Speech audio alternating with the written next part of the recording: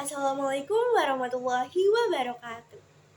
Halo teman-teman, perkenalkan nama saya Nabila Saskia Nugrahi dari kelas 11 Akuntansi 3 nomor absen 17.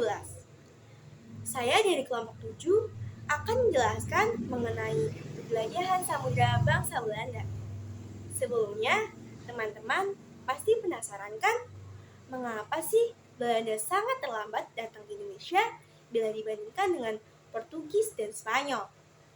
Nah, jawabannya itu karena pada abad ke-15, Belanda masih menjadi vasal Spanyol. Berbagai gerakan terus dilakukan Belanda untuk melepaskan diri dari Spanyol, yang kemudian dikenal dengan Revolusi 80 tahun. Revolusi ini dimulai pada tahun 1566. Di tengah-tengah revolusi, kegiatan perdagangan orang-orang Belanda di Eropa, terutama di pusat perdagangan di Lisabon, terus berkembang dan masih berjalan normal. Belanda tidak menemui kesulitan untuk mendapatkan rempah-rempah di Lisabon. Namun, pada saat Portugis berada di bawah kekuasaan Spanyol, maka Belanda dilarang untuk berdagang di Lisabon. Dengan demikian, Belanda menemui kesulitan untuk mendapatkan rempah-rempah di Lisabon. Belanda harus berusaha untuk mendapatkan rempah-rempah seperti yang telah dilakukan oleh Portugis dan juga Spanyol. Orang-orang Belanda mulai mencari jalan untuk pergi ke dunia timur atau tanah Hindia. Adapun beberapa tokoh yang memiliki peran penting yang terlibat dalam penjelajahan bangsa Belanda antara lain yang pertama ada Willem Barents.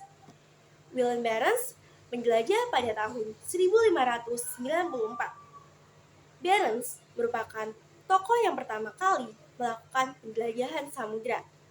Dia menyusuri antara pantai Siberia dan Pulau Fakyat.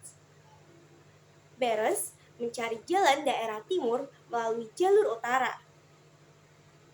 Namun sayangnya, Barents mengalami kegagalan karena kapalnya terjepit dan memutuskan untuk kembali ke Belanda.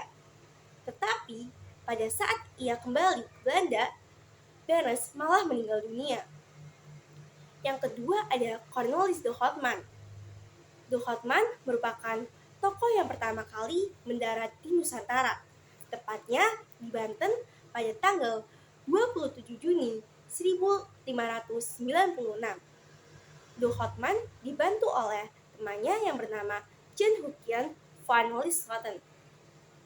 Pada saat berada di Banten pun, De Houtman disambut dengan baik karena niatnya yang hanya ingin berdagang di sana.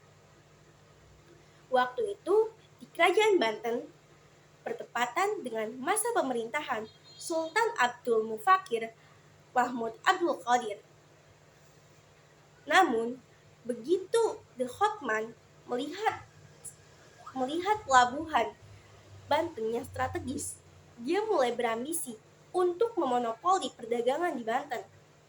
Ditambah lagi, sikap rombongan De Houtman yang berubah menjadi kasar kepada penduduk Banten membuat rakyat di sana merasa tidak suka dan memutuskan langsung mengusir rombongan De Houtman dari Nusantara.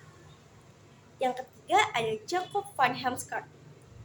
Pada tahun 1598, Van Heemskerck beserta armadanya mendarat di Nusantara, tepatnya di Banten.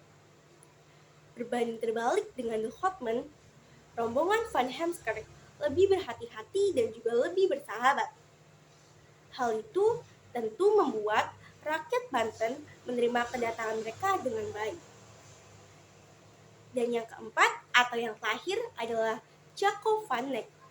Selanjutnya, pada tahun 1599, pelayaran kembali dilakukan. Kali ini menuju Maluku yang dipimpin oleh Jacob van Eyck. Kedatangan rombongan Jacob van Eyck disambut dengan baik oleh rakyat Maluku. Oleh karena itu, mereka mendapatkan keuntungan yang berlipat dari pelayaran dan perdagangannya. Sekian penjelasan dari saya. tentang penjelajahan bangsa Belanda.